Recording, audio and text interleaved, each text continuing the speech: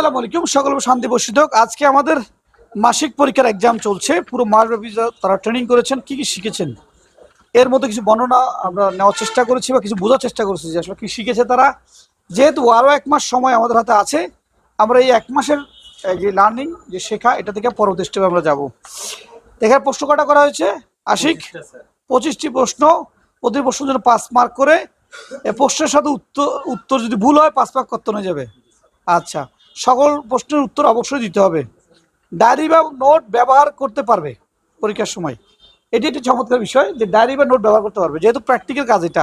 এটা আসলে পরীক্ষা দিয়ে পাস করে চলে যাওয়ার বিষয় নয়, যাতে সে প্র্যাকটিক্যাল লাইফে কাজে লাগাতে পারে। এর মাধ্যমে হলো কি, পুরো মাস যা যা শেখা হলো তার ডায়েরিটাকে পুনরায় আবার রিভাইজ দেওয়া হলো, এমন নয়, রিভাইজও হয়ে গেল পাশাপাশি।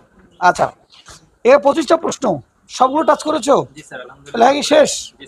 লাস্টের 3টা প্রশ্ন তো চিহ্ন দাও না, এগুলো এখন এগুলো হ্যাঁ মাস্ট লিখতে হবে। লাস্টের 3টা প্রশ্ন হচ্ছে 23 সার্ভিসিং শিখে কি করতে চাই, 24 আরও কি শিখতে চাই যা এই এক্সপিরিয়েন্স হয়েছে এর বাইরে, এবং সেন্টার নিয়ে মতামত। সেন্টার নিয়ে মানে আমাদের সেন্টার চালাচ্ছি, সেখানে কী কী পরামর্শ দরকার, কী কী আরও মনে করো তুমি অ্যাড করলে প্রতিষ্ঠানের জন্য উন্নয়ন হচ্ছে বা ছাত্রদের জন্য উন্নয়ন হবে, এই বিষয়টা। ঠিক আছে? আর তোমাদের কী অবস্থা? আরিফ, তোমার কি শেষ? 25টা উত্তর দিয়ে দিছো? ওয়াও, প্রশ্ন বাকি আছে না? ওকে, একটু দাঁড়াও, আমি দেখি পিছনের অবস্থা দেখি। পিছনের অবস্থা কি লুকিয়ে লুকিয়ে দেখতেছো নাকি? বহুদিন পর লেখাপড়া লাগা দিচ্ছি আমরা, না? অনেকদিন পর লেখাপড়া শুরু করেছে রীতিমতো। আচ্ছা যাক, আনসার কয়টা দিছো? মাত্র 15টা। ডিটেল দিতে হবে কিন্তু এখানে।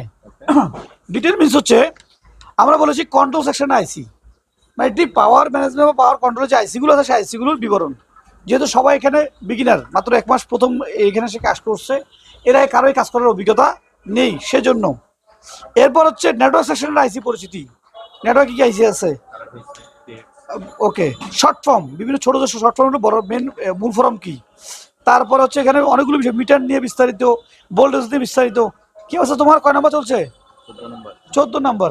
এবার পালা পিছনের টেবিলের, এই টেবিলের কি চলছে? কয় নাম্বার প্রশ্ন উত্তর দিচ্ছ?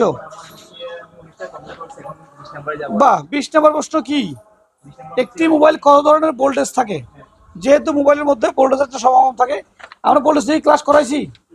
হ্যাঁ, কি ধরনের ভোল্টেজগুলো থাকে তার, হ্যাঁ, বিভেড, বিপিএস।